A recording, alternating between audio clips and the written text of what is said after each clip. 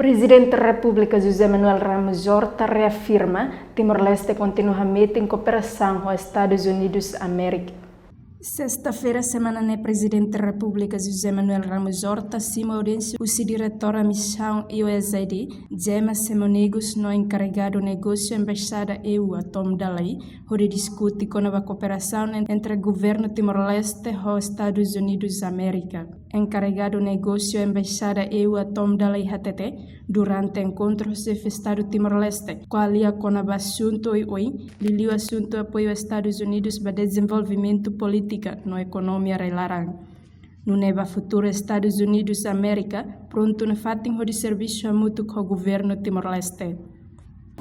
A mim encontro fora cabeça o Presidente da República, a mim colhia assunto hoje, inclui liliu com o assunto apoio aos Estados Unidos para desenvolvimento político na economia relarang. A mim escolhi aqui liliu com a cooperação atual, na relarang, não mos buka ela possibilidade de cooperação e a futuro e a mim pronto a tu serviço mútuo com o governo no presidência da República.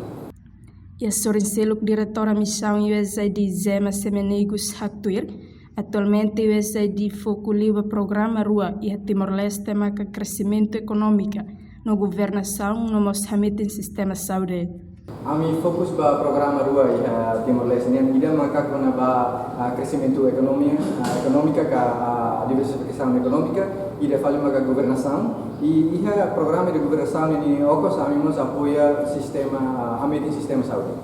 USAID existe a Timor-Leste desde Tinan Rua Ida, não consegue fazer apoio para desenvolvimento Timor-Leste, o total $100 americano, quase $1 milhão a tostolo 5 nolo. Reportagem Selfie na Televisão Timor Post.